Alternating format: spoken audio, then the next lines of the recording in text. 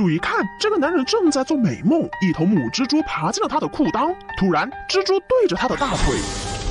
男人瞬间被咬醒，我的天哪！没想到这蜘蛛剧毒无比，他当场饮恨西北。死后，男人的尸体被打包运送回国，而那只蜘蛛也在棺材里。等再次被打开时，男人已经成了一具干尸。这时，蜘蛛悄悄爬了出去，被那乌鸦叼走了。可没多远，乌鸦一个猛子栽下去，瞬间就领了盒饭。而蜘蛛爬着爬着，给自己找了个完美的家，一间无人问津的仓库，并且在这里邂逅了爱情，当场就开始结婚造娃。一场可怕的灾难也即将在小镇上酝酿。3921个小时后，9999.5只小蜘蛛就破壳而出。那母蜘蛛不仅毒，还很能生。无数的小蜘蛛爬到了外面，其中一只盯上了猫咪，兴奋地跑过去要大吃一顿。猫咪却被女人抱走，但蜘蛛不死心，趁女人关灯时一下就套到了手上。第二天，人们发现了女人的尸体，以为她是心脏病发作，没做任何尸检就下葬了。可谁知很快就发生了另一起事件，一个老头刚要睡觉，蜘蛛爬进了鞋子。等老头起床去屙屎时，他前脚刚进去就被狠狠地咬了一口，但或许是鞋子的味道影响了蜘蛛的毒性。老头看起来没事儿，但紧接着他就开始浑身疼痛。妻子见状赶紧呼叫救护车，可等来的却是弗伯勒。而此时的老头早已饮恨西北了，而这一次弗伯勒也终于意识到了异常。蜘蛛爬进了帽子里，运动员刚戴到头上就被哭哧咬了一口，接着便倒在了地上。怎么事儿？众人丈二的脚趾摸不到头脑，医生跑过去还想救人，上手一摸却没了呼吸。直到血液检查的结果出来，才发现男人的体内有一种不明的毒素。随后法医检查了所有尸体，发现他们不是脚趾就是耳朵，身上总有一个伤口，明显是被什么虫子给咬了。可此时的他们还不知道这虫子就是蜘蛛。与此同时，蜘蛛已经入侵了小镇所有的房子，到处都是蜘蛛网，胆大的还爬进了爆米花。而妻子毫不知情，抓起一把就送进了嘴里。结果不出意外，夫妻双双领了盒饭。这一桩桩诡异的事件终于引起了生物学家的注意。男人解剖了蜘蛛，发现它体内有3个蓝色的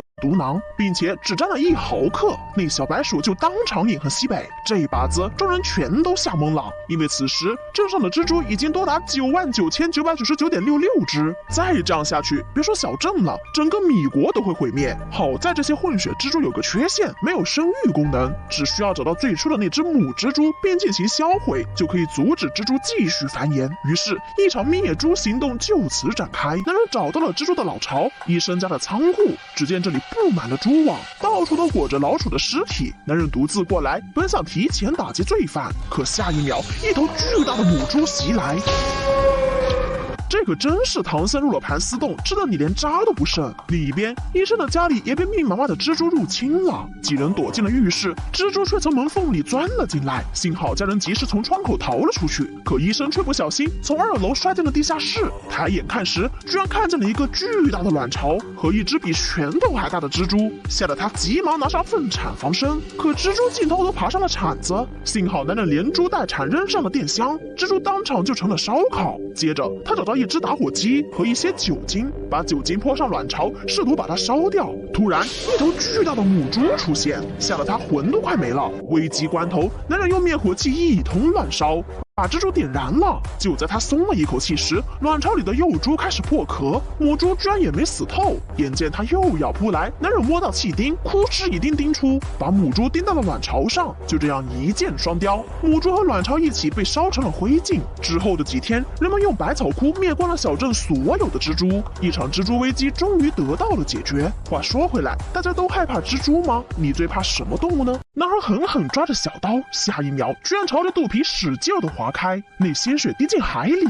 而他口中还念着咒语。紧接着，一条巨大的蝎子尾从海里冒出，可它没有伤害男孩，只是把尾巴盖在男孩身上。原来在几天前，这个男人从水里爬出，却不知身后升起一根巨大的毒针，哭哧一下戳进了后脑勺，然后一把将他拖进海里。这一幕正好被男孩的哥哥亲眼目睹，他急忙上去想告诉众人水里有怪物，却正好赶上工头在发飙，工头当头一棍，哥哥瞬间昏死过去。听到动静的弟弟急忙跑了过来，看见倒在血泊中的哥哥，他非常愤怒，可他不敢敢乱动，因为这群人非常歹毒，在他们眼里，小山几人只是奴隶而已。当哥哥醒后，他交给小山一把匕首，希望他可以逃出这里，摆脱这群人犯。说完就倒了下去，当场饮恨西北。看着唯一的亲人离世，小山的眼里充满了仇恨，发誓一定要为哥哥报仇。于是他用自己的血将怪物引出，然后虚弱的躺在竹筏上，和怪物达成一个可怕的协议。晚上，坏人正要处理哥哥的尸体，这一幕刚好被一艘路过的游艇看到。见男人形迹可疑，女人决定偷偷过去一探究竟。没想到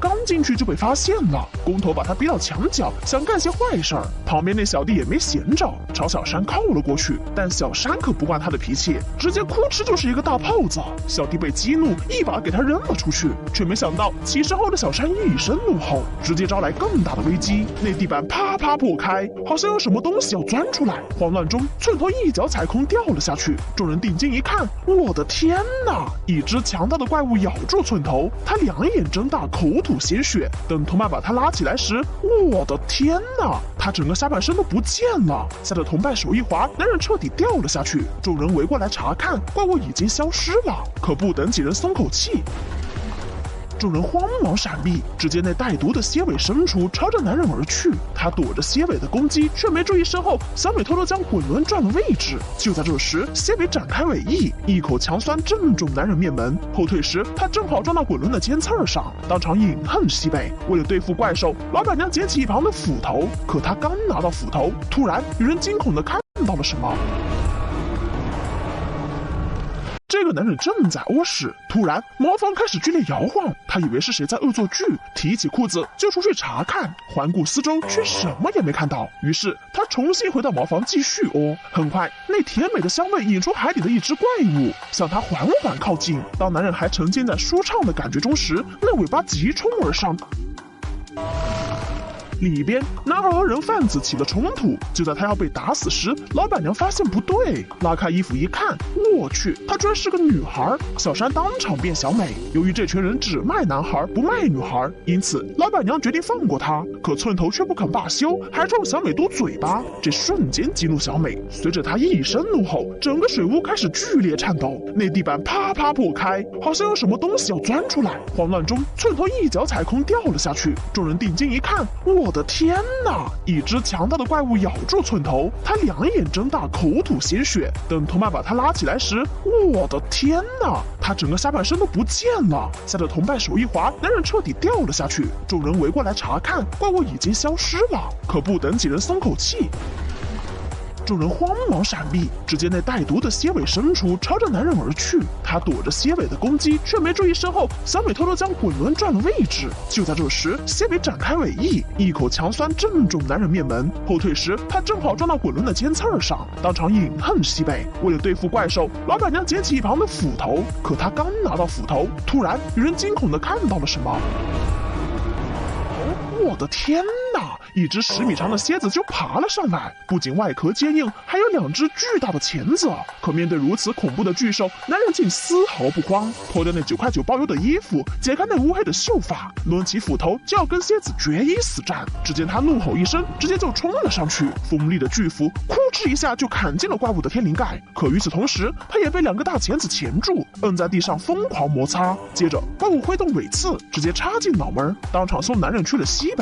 但头部受到重创的蝎子随即也倒在地上，没了力气。就在这时，女人的同伴赶来，2人趁巨蝎重伤昏迷，将女人和小美救了出来。可突然，受伤的怪物居然再次醒来，叫嚣着要把几人吃掉。关键时刻，男人偷偷绕到身后，迅速在周围泼满了汽油，接着扔出打火机。一瞬间，燃烧的大火迅速将怪物包围。可受惊的怪物竟一把将老头刺穿，接着将尸体高高举起，一把甩飞出去。眼看火海也伤不到他，男人拿起镰刀狠狠扎进怪物的眼睛，不料却被蝎尾划伤。见怪物已经伤及2名无辜，小美拿出匕首，一个飞扑跃上怪物的头顶，从怪物的伤口怼进去，在他的脑子里疯狂搅弄。终于，怪物挣扎2下后倒在地上，彻底失去了生命。可与此同时，男人也因蝎毒发作，当场饮恨西北。而女人刚从悲伤中缓过神，就发现小美躺上竹筏，已经随着海流飘向远方。3个月后，女人在一处偏远村落找到了小美的踪迹，可她刚刚一进门就被眼前的景象吓傻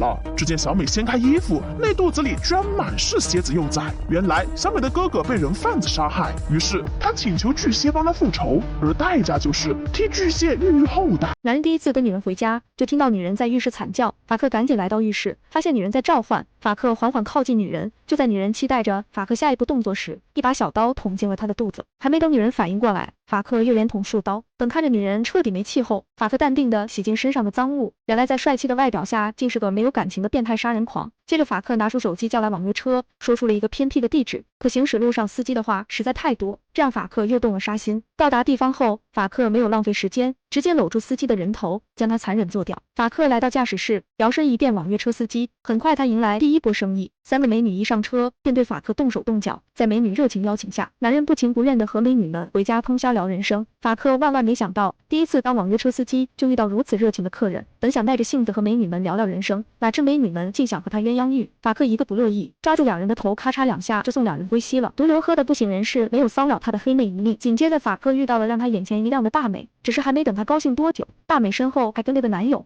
从2人的交谈间，法克知道了他们是2夫妻。看2人安分乘车，法克没准备杀害他们，哪知大美丈夫突然开始大声辱骂大美。因为不满大美丈夫图提前下了车，法克决定好好送大美回家。半路上，大美敏锐地发现打车软件上的头像跟法克完全不一样。大美瞬间察觉到了不对劲，连忙找了个理由要下车。法克看出了大美的慌张，下车就想稳住大美，这样大美更加确信法克有鬼。大美拔腿就跑，却还是轻易被法克追上。法克将大美3两下打晕，塞进车里。如今大美知道了他的身份，即便大美再与众不同，法克也不能再留她了。就在法克准备将大美带回家了结时，大美被颠簸的车子震醒，他没有犹豫，直接用外套勒住法克的脖子。在法克挣扎间，法克撞上前面的废弃车辆，车子里瞬间弥漫着汽油味，千钧一发，大美凭靠惊人的毅力爬了出来。不久后成功的救了大美，被警察叫去警局辨认法克的尸体。看着被爆炸烧得面目全非的尸体，大美却并不认为那是法克的尸体，她认为尸体应该是原车主司机的。果不其然，故事的最后，几个毫不知情的乘客上一辆网约车，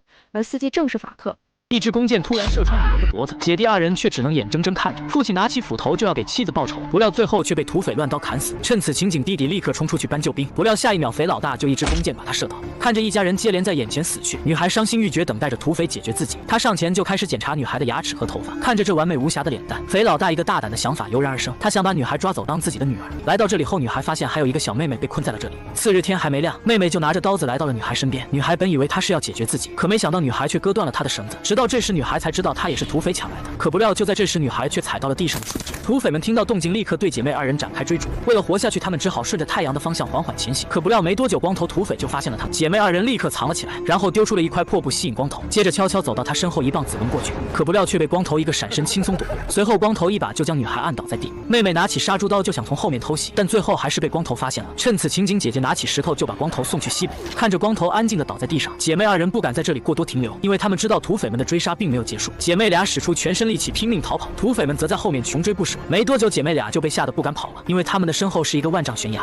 妹妹意识到已经无路可走，选择了妥协回去继续做匪老大的女儿，而姐姐却宁死不屈，选择了跳下悬崖。本以为姐姐会因此命丧黄泉，但庆幸的是悬崖之下是10米深的河水，姐姐不但没有被摔死，反而还被河水冲到了岸边。想起自己的家人全都被土匪残忍杀害，这一刻她不再选择逃避，而是决定为家人复仇。接着趁着夜深人静，悄悄来到了土匪的老巢。一个土匪听到动静还想上前追赶，却不知女孩已经在森林里设下了天罗地网。就当他准备上前解决女孩时，女孩直接举起埋在地上的陷阱，送她去了西北。解决完一个后，女孩又把另一个土匪吸引到了树林，她一个弓箭就射穿了他的心脏。另一边的匪老大突然从噩梦中惊醒，就在女孩来到领地准备解救妹妹时，匪老大趁机一个弓弩就射了过来。好在姐姐反应迅速，躲过一劫，急忙躲了起来。就当匪老大上前追赶之时，姐姐一个飞扑就把匪老大扑倒在地，匪老大的弓弩也被甩飞出去，2人只好近身肉搏。但女孩哪里是匪老大的对手，匪老大很快就把她击倒在地，接着把她脑袋死死按进了水底。眼看着女孩即将一命呜呼，匪老大突然听到身后有人喊他妈妈。看着女孩终于接受了自己，匪老大的心里十分开心。就当匪老大沉浸在幸福中的喜悦中时，女孩突然拿起弓弩站了起来，一箭就射穿了他的心脏。这部电影告诉我们，善恶中有果，善有善报，恶有恶报，正义也许会迟到，但绝不会缺席。这是一场生命的倒计时。小新第一次收到小纸条的时候，是在一次下班回家，刚进家门，手不自觉伸进外套的口袋，突然摸到一条纸条，只见上面写着数字30。小新没有太在意，随手将纸条扔进垃圾桶。但隔天一早来到公司，小新又从口袋搜出一张纸条，上面写着数字29。似乎是在倒数，这使得小幸感到有些诧异。接下来的每一天，小幸都能从口袋掏出纸条，从数字28到数字13，这不禁让小幸出现满脑子的疑问。闺蜜建议小幸在口袋里事先放好写着住手的纸条，对方察觉到了，或许就会停手了。按照闺蜜的建议，小幸写下一张纸条放进口袋，提醒对方别再做这样无聊的事情。可这张一点都不管用，等小幸下了公交，依然可以从口袋里搜到小纸条，上面赫然写着数字12。这天下班，小幸如往常一样回家，这一次她依旧从口袋里搜到小纸条，但这一次不是倒计时，上面印着少儿不宜的图案，并写着淫乱的字眼。小幸怒了，在隔天要去上班之前，小幸事先写下变态去死的纸条，放在口袋里作为警告。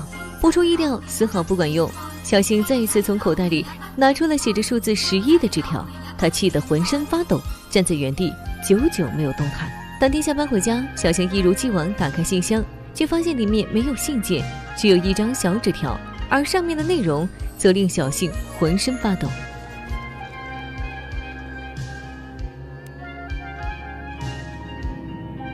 惊恐万分的小幸赶紧爬楼梯回家，结果刚打开房门，竟看见地板上放着一张纸，上头写着数字1，倒计时即将终止。小幸吓得跌倒在地，忍不住发出大叫，连忙掏出电话向闺蜜求助。第二天，闺蜜陪小幸坐公交回家，打算帮小幸收拾行李，接着一起回闺蜜家住。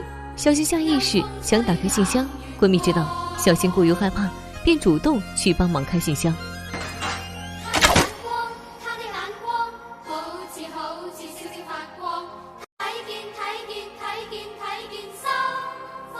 见闺蜜倒在地上，小幸恐惧万分。随后，闺蜜被送到医院抢救，却为时已晚。就在这时，警察找到小幸录口供，小幸转身跟着警察离开。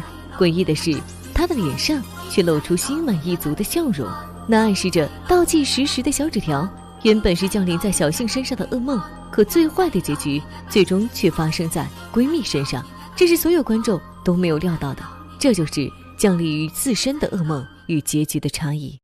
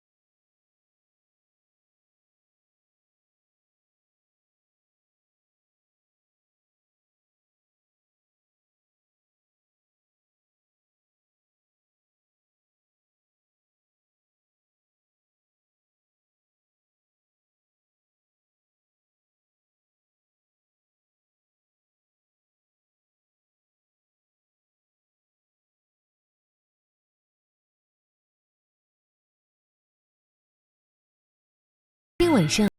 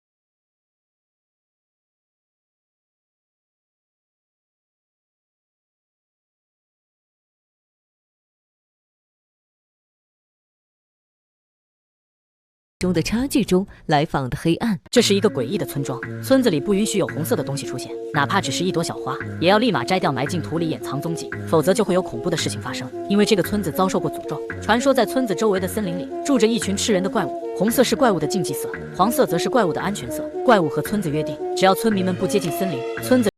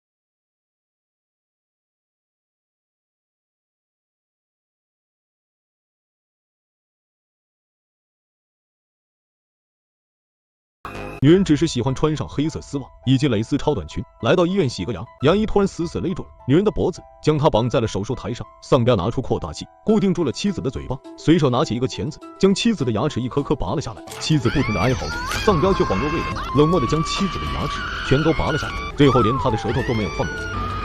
丧彪是个事业有成的牙医，这天开车上班的他发现手指有点脏，立马掉头回家洗手。好死不死，让他刚好看见了这样的一幕。丧彪洗完手后，失魂落魄的来到了办公室，他觉得妻子也变得十分肮脏。晚上，丧彪邀请妻子来他的牙科医院，体验不一样的夜生活。就在妻子满心期待时，丧彪却将自己的装备一一摆在了桌上。隔天，隔壁老王在水池里发现了一条舌头，他看向不远处的丧彪妻子，有些疑惑的询问，却没得到任何回应。他不解地拿开丧彪妻子脸上的帽子，猛地看见了他的惨状，吓得连连后退。就在这时，一把匕首抵住了他的脖子，残忍地将其割破，然后是一刀接一刀，终于报了背侣之仇。丧彪只觉得浑身舒坦。收拾一番后，他来到医院继续上班。这天下午，他正给一个男孩检查牙齿时，突然出现了幻觉，他看到了满嘴烂牙齿的男孩。丧彪无法忍受，直接将男孩的嘴戳出了血。幸好丧彪安抚住了男孩，这样的举动引起了护士的不满。他将丧彪叫出病房，质问他为何这样治疗。丧彪却二话不说，将他直接勒死。可怜的患者还不知道，丧彪已经变态了。紧接着，第二个客人也来了，女人只是想要洗个牙，丧彪却坚持女人有个牙齿坏死，要给她补牙。不顾女人的阻拦，丧彪一针麻醉下去，女人彻底没了知觉。看着昏迷的漂亮女人，丧彪不禁抚摸起了她的牙齿。恍惚间，眼前的女人变成了妻子的模样，他怒不可遏地掐向女人的脖子。就在女人即将咽气之际，丧彪终于清醒了过来。听到动静的女人丈夫也闯了进来，丧彪慌乱地找了个理由，终于糊弄了男人。等待了许久的大牙终于可以进入病房，却被一个政府官员插队。哪知官员一进病房就威胁丧彪，表示他掌握了许多丧彪偷税的事情。听着官员嚣张的话语，丧彪直接给他吸入了大量镇定剂。丧彪拿起电钻，肆意地钻着他的舌头，疼痛让官员发出了惨叫。接着他将戴牙套的大牙请进了病房，哪知刚取下大牙牙套上的铁丝，丧彪又出现了幻觉。他看到大牙嘴里满是腐烂的牙齿，极度洁癖的他，丧彪掏出手枪就要干掉他。电光火石间，大牙灵光一闪，告诉丧彪自己非常爱护自己的牙齿。听着大牙诚恳自白，丧彪被他感动，最终开车离去。另一边的警察也开始调查被枪杀的狗子，却意外发现了丧彪家的血迹。一进门，他们就看到了老王的尸体和被绑住的丧彪妻子。等警察姗姗来迟时，牙科医院只剩下大牙一个活人。通过调查，警察知道丧彪下午要去给牙科医生教学，教学的丧彪又出现了幻觉，他掏出枪开始胡乱扫射。警察终于赶到，救下了大批医生。最后，精神失常的他被警察关进了精神病院。这是每人一辈子只能参加一次的面试，但考生们刚拿到试卷却愣住了，因为考官发下来的试卷是一张白纸。众人看着手里的白纸一脸蒙圈，可唯独一个女人却似乎知道答案，拿起手里的笔就开始答题。结果她刚写上名字，就被保安拖出去砍断了4指。考生纷纷被吓得不知所措，因为考官考试前就已经和考生约法3章：第一就是不能和考官说话，第二不能走出考场，第3就是绝对不能答题。而女人之所以被拖走，就是因为答题了。看着女人在监控下的遭遇，考生们纷纷开始猜测试卷的奥秘。大眼妹猜测试卷可能经过了特殊的处理，为了弄清试卷是不是需要沾上水才能显现，她立刻走向了守在门口的保安，从保安裤兜里掏出了一个打火机。随后她踩着板凳站在烟雾感应器下面，但由于打火机的火苗太小，感应器丝毫感觉不到。就在这时，小帅拿来了一张试卷给他，让他点燃试试。烟雾感应器被成功触发，可就当小黑把试卷淋湿后，却发现试卷上的试题仍然没有显现。就当大家失望至极之时，保安突然走了进来，二话不说就把大眼妹抓了出去。原来刚才小帅递给他的试卷是大眼妹的试卷，大眼妹是被他陷害了。小黑立刻冲过去一拳将他打晕在地，接着趁着他昏迷将他牢牢绑到了板凳上。眼镜哥见到这一幕，彻底的对考试失去了信心，拿起试卷就一口吞到了肚子里，无奈退出了考场。眼看着考试时间只剩下了10几分钟，被绑住身体的小帅突然颤抖起来，原来是小帅犯病了，必须立刻吃药。眼镜妹拿起药丸就想把药喂给小帅，但却被胡子哥一把甩进了下水道。眼看着小帅即将一命呜呼，眼镜妹于心不忍，立刻打破考场规则呼救。毫无疑问，他换来的则是被淘汰出局。小金立刻摘下发卡夹出来的药丸，随着药丸被喂进小帅的嘴里，小帅没多久就从昏迷中苏醒过来。而此时考试的时间也只剩下了10分钟。只见小帅刚站起来就分析考官事前所说的话。考官说考试的题目只有一个，那就是说明在场的所有人不论用什么方法，只有一个人能顺利通过。听到这里，小帅和小黑立刻冲向保安拿枪，最后小黑抢先一步，可没想到开枪必须需要指纹解锁。趁此情景，小帅立刻把小黑扑倒在地，拿起地上的笔就开始扎他。最后他举起保安的手，利用指纹给手枪解锁。胡子哥为了活命，立刻选择投降，走出了考场。就当小帅威胁小黑也离开时，小金也趁着混乱选择了离开。但就在他离开时，他却大声呼喊了一声关灯。小帅见漆黑一片，立刻一通乱射。等到灯光再次亮起时，小黑已经不幸中弹，饮恨西北。就在这时，小帅突然发现门口还有一双脚。就当他缓缓走上前去解决他时，考试时间突然停止。本以为小帅会因此通过这场考试，可最后他却被保安抓走淘汰了。通过这场考试的却是小金，因为现在考试倒计时还剩下20秒。原来之前离开的眼镜男已经调快了时间，而眼镜男也正是这场考试的幕后老板。他这么做的目的就是为了测试新员工的职业操守，能不能把重任交给他们。故事的最后，小金缓缓走进了考场，捡起眼镜男上的白纸就是一顿查看，结果发现眼镜男摔碎的眼镜才是唯一能看清题目的工具，并且上面果然只写着一个问题。他开始回忆考官的话，想起最后考官宣布完规则后提出的疑问。小金立刻意识到这场考试的答案其实很简单，那就是没问题。这部电影告诉我们，想要获得成功，不仅要有上进的心和一双善于洞察的眼睛，还要养成耐心、细心、良心等良好品质。因为衡量一个人能否可以承担重任，从不是有多大的业务能力，而是会不会。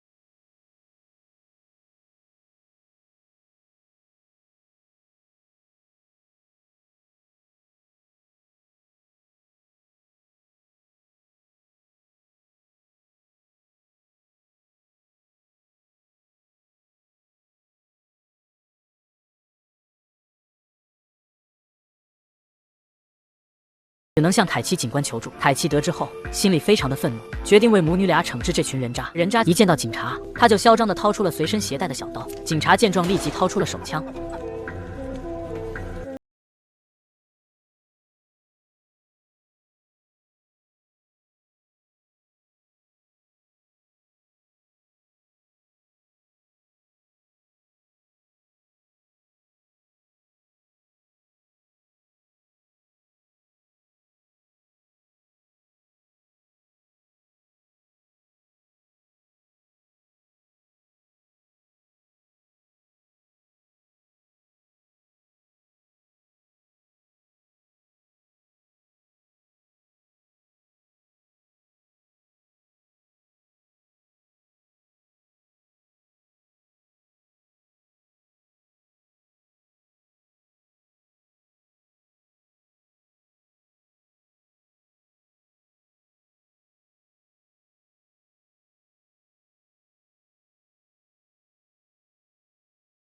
在这时，一个陌生电话打给了他，来人自称是他的高中同学，邀请他来自己家约会。淫虫上脑的男人立刻就答应了。他如约来到约会地点，还没等他反应过来，一把枪就对准了他的脑袋，正是凯奇警官。凯奇威胁他写下了自杀的遗书，随后又强制他用手拿住枪，紧接着就一枪解决了他。这群人渣就这么被神不知鬼不觉地解决了。缇娜母女俩的生活终于恢复了平静，他们决定去一个新的城市重新生活。离开前，他们提议去感谢了凯奇警官。他们知道，如果不是还有这么正义的人存在，也许他们早就成为了法律的牺牲品。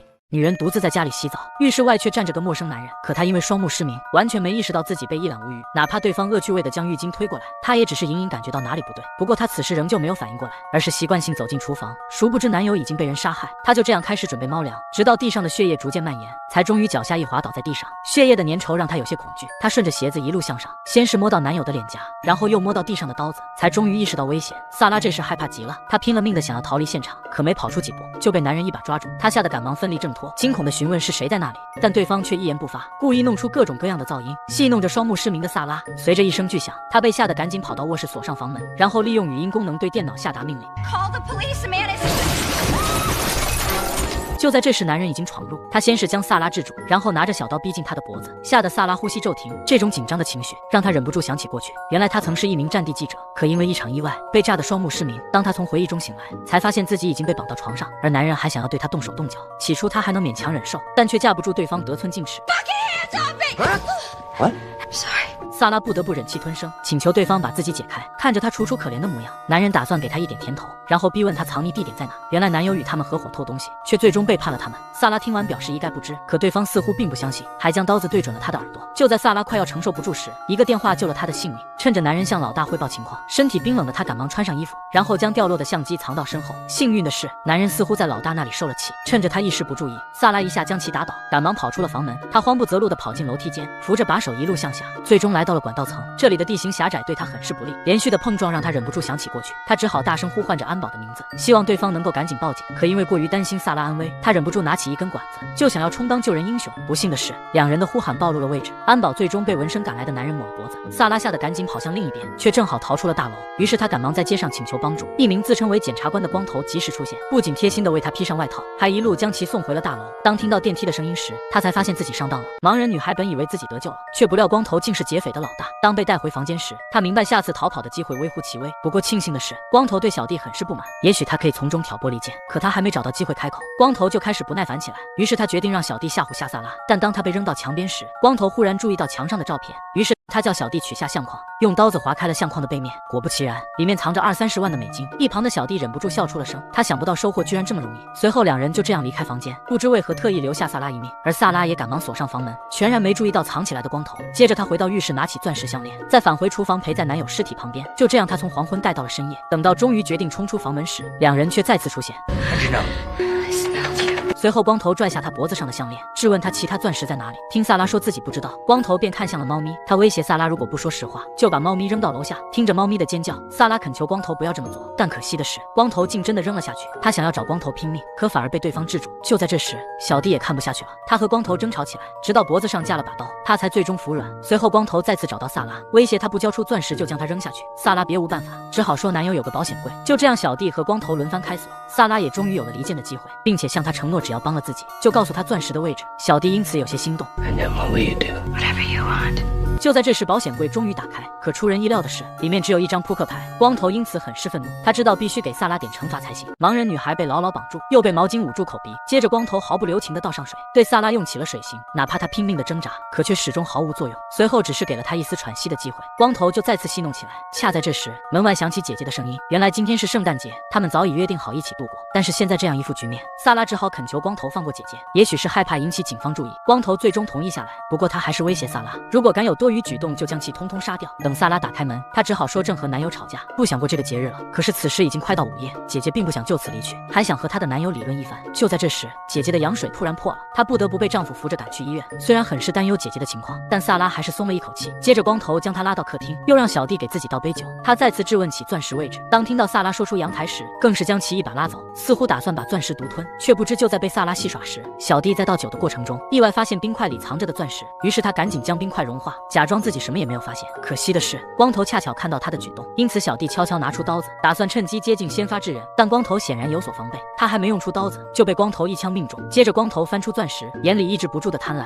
可就在这时，萨拉突然发动攻击，导致光头的枪掉到了地上。不过他毕竟力量有限，哪怕在打斗中砸碎了灯，他也终究没有逃出房间。就在他被按到墙上时，小弟竟然又醒了过来，于是两人厮打在一起。趁着这个时候，萨拉便找到之前掉落的手枪和钻石。不久后，光头解决掉小弟，再次来到阳台。可萨拉的听力非常敏锐，光头只是稍稍一动，就会引来一颗子弹。但就在萨拉占据上风时，远处竟燃起了烟花，这严重影响到他的听力。不过没过多久，他就想出了新的办法。只见他将钻石一颗接一颗扔到楼下，逼迫光头不得不采取行动。最终光头没有抵住诱惑，成功被他击杀。就这样，萨拉获得了胜利。随后他将钻石放进容器，再将其放入冰箱进行冷冻。对于一个盲人来说，萨拉有着太多的不利之处，但恰恰是之前战场的经历，让他学到哪怕有多大的劣势，也要鼓起勇气直面眼前的恐惧。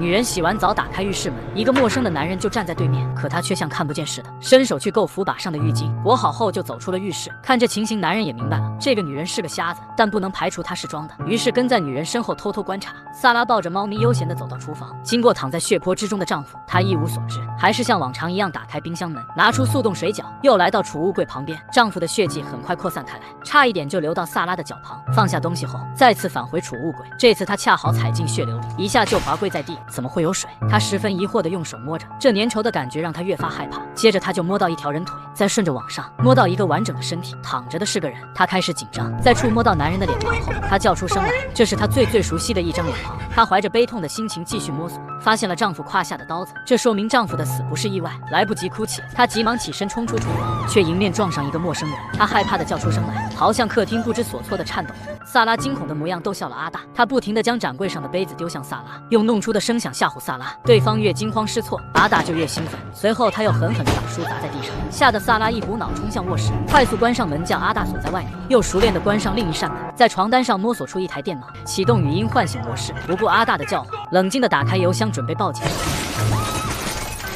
由于刀子架在萨拉脖子上，他只得停下了动作。随后被绑在床上的栏杆听到后面有声响，他知道是男人来了，并且还坐在他的床边，拿着布轻轻擦拭他腿上的血迹，还慢慢摸向他的大腿。萨拉立刻激动起来，却被阿大一把揪住头发，他只好冷静下来向他道歉，用温柔的口吻求他解开绳子。阿大虽然解开了绳子，却并不相信萨拉，他拿着刀威胁萨拉说出钱的位置，还说萨拉的丈夫偷了他的钱。萨拉毫不知情，好在男人接了个电话，暂时放过了他。他急忙逃进一旁的更衣室，穿上衣服，换上运动鞋，捡起地上的相机，偷偷藏在身后。阿大接完电话后气急败坏，原来他也是替人办事，要找出萨拉丈夫藏起来的钱，如果找不到他也会完蛋。萨拉假意配合，等男人一靠近，拿起相机就朝他挥去。随后摸索着逃离，他冲进楼梯间，快速往下爬着。此时他应该很后悔，当初为什么要住在顶层。好在提前穿上了运动鞋，走得还算顺利。与此同时，被他击倒的阿大也追了上来。更倒霉的是，因为太着急，他直接从楼上摔了下去。他不敢停留，撑着身体继续往下跑。两人之间的距离只有2个楼层。好在他终于跑到1楼的仓库，在一个角落里悄悄蹲下。此时他已经精疲力尽。就在他想放弃的时候，突然听见仓库里传来熟悉的声音，那是公寓保安的声音。他急忙大声呼救，事已至此，只能主动暴露位置了。他呼喊着让保安报警，但对方拿了把铁锹就要来救他，可惜走到一半就被阿大偷袭，没几下就被打死了。听到小黑没了声响，最后的希望也破灭了。他只好忍着害怕冲上台阶，终于来到公寓的室外。萨拉一边大声喊着救命，一边往外冲。幸好他十分熟悉路线，没几下就来到了大马路上，向街上的行人求救。看见萨拉正在和路人说话，阿大只好先放弃追他。然而危险并没有结束，一个自称是检察官的男人出现，他让2个路人先走，自己留下来帮助萨拉，还取下衣服披在萨拉身上，这让萨拉平静下来，还把事情经过毫无保留地说了出来。随后男人拿出手机呼叫同事支援，萨拉听后彻底放下戒心，还不停地表达着感谢。他们来到公寓1楼，等待警方的到来，但男人却突然按下电梯。萨拉听到身后的动静，连忙问是不是警方到了，可没想到进来的人却是阿大。原来男人和阿大是一伙的，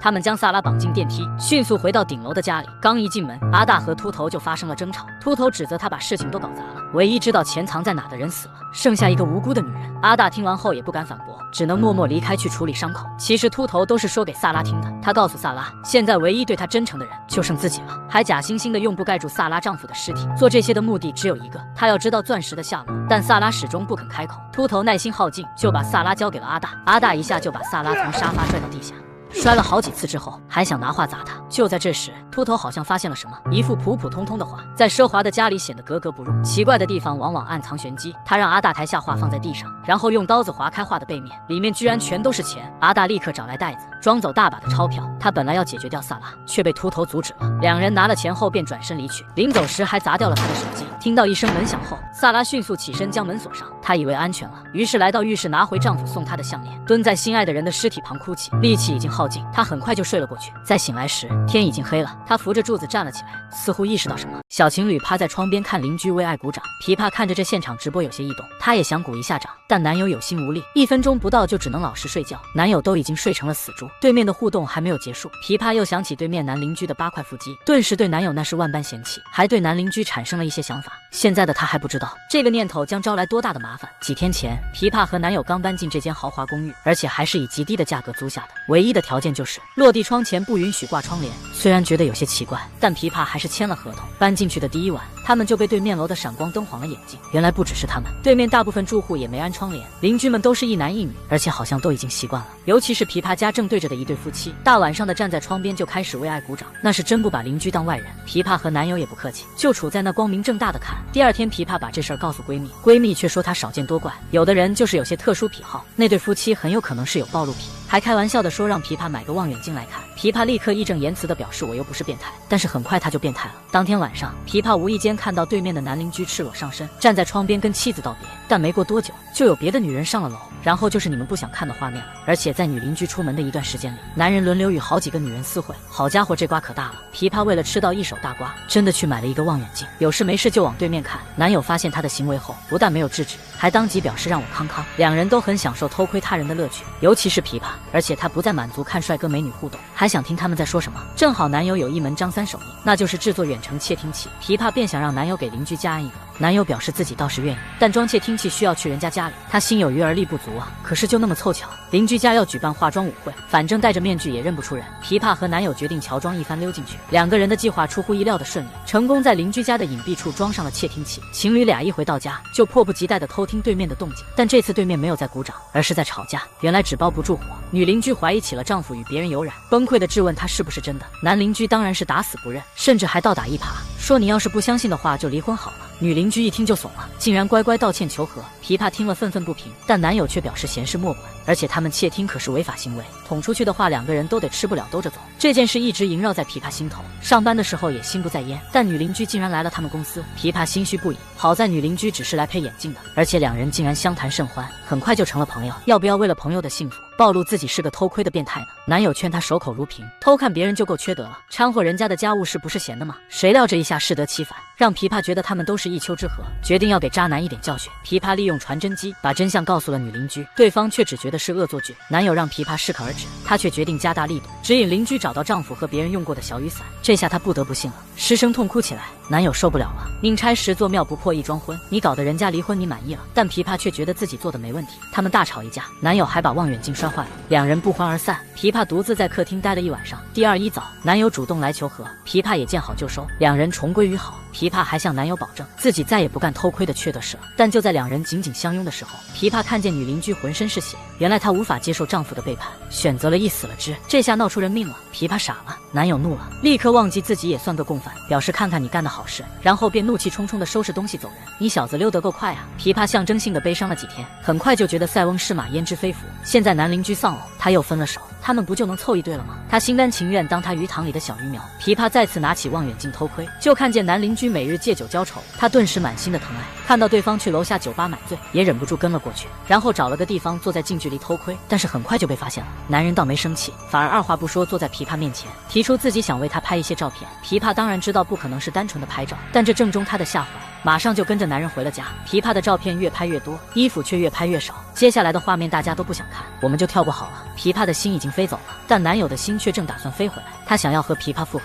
回到家却发现家里空无一人，抬头一看，对面又是熟悉的画面，就是参与的人员有点不对劲。他又拿起望远镜仔细一瞧，终于看清了那张熟悉的脸。第2天早上，琵琶在邻居家醒来，然后便独自回家，却发现房门只是虚掩着。他推开房门，便看见了恐怖的一幕，男友竟然上吊自杀了。就算再傻，琵琶也意识到男友是看到了昨晚的画面，事情的发展远远超出了他的预料，害死了一个还不够，现在来了个双喜临门。更重要的是，男邻居人间蒸发了，琵琶就此消沉了下来。愧疚和无措让她宛如行尸走肉。一段时间后，她的心情终于有所缓解，闺蜜还安慰她，这一切都是阴差阳错，并不是琵琶的问题，而且当时是男友要和她分手，那她和男邻居发生点什么也不算背叛，要怪只能怪前男友心理承受能力太弱。琵琶立刻顺杆往下爬，表示你说的对。就在这时，他看见了邻居的摄影展广告，虽然对方并没有邀请他，但琵琶决定出席，给邻居一个惊喜。要是能让两人的关系更进一步就更好了。琵琶精心梳妆一番参加，却发现展品是自己的裸照，而且主持人还是男人已故的前妻。This new exhibition tells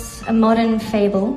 It's a tragic tale of a sweet young woman named Pippa.原来琵琶和男友住的公寓就是邻居所有，他们故意把房子出租，要求不挂窗帘。琵琶偷窥他们的同时，他们也在偷拍琵琶的一举一动。他看到的所有画面都是两人故意让他看见的，那些互动画面情感纠葛也都是引诱琵琶上钩。他们亲眼看着琵琶一步步深陷其中，最后还害得男友自杀而死。而且在当初的租房合同上，琵琶和男友的相关权利就被卖给了房东，因此摄影师夫妇展出他们的隐私是合法的。但琵琶当时根本没有仔细看，琵琶崩溃地逃离摄影展，然后冲到摄影师的房子，拿到备用钥匙开了门。一番搜索后，真的发现了一个秘密房间，里面果然全都是偷拍他的设备。琵琶不得不面对现实，小丑竟是他自己，可是他又能做什么呢？琵琶决定搬走。在收拾鸟笼的时候，他意外看见几只小鸟的尸体。琵琶知道男友一直都会用蔬菜榨汁喂鸟，难道是蔬菜有什么问题吗？琵琶进一步想到，那男友的死真的是只是自杀吗？此时的摄影师夫妇正在安然吃饭，女人还得意地向琵琶挥手。摄影师夫妇因为《偷窥者》这个作品名声大噪，被各大报刊争相采访。这天他们结束采访回到家，就看见门口放着一瓶名贵红酒，上面署名是美术馆。他们没有多想，只觉得是个普通的礼物，一进屋就一起举杯庆祝事业成功。就在这时，传真机吐出一张纸，上面写着：我知道琵琶男友不是自杀，而是你们杀了他。两人立刻拿起望远镜看向对面，果然看见了刚发完传真的琵琶。琵琶撒腿就跑，两人拔腿就追，一路追进了琵琶工作的眼科医院，终于还是追上了他。琵琶也说出了自己的猜想，他怀疑是摄影师夫妇在蔬菜汁里下药，将男友迷晕后，又将他吊起来，伪装成自杀的假象，仅仅是为了让他们的作品更有冲击力。两人矢口否认，说有本事你拿出证据啊！但很快他们就没办法嚣张了，只觉得头晕目眩，随后双双昏倒在地。原来那瓶红酒是琵琶送的，里面还加了安眠药。Take one final look, 'cause it's the last thing you're ever gonna see. 然后他将两人放上手术台，撑开他们的眼睛，用激光对准他们的眼球。琵琶流着泪摁下了机器的启动按钮。一段时间后，琵琶租住过的房子搬来了新的租客，但摄影师夫妇已经再也没有能力偷窥了，因为他们已经双双失明，为自己的行为付出了代价。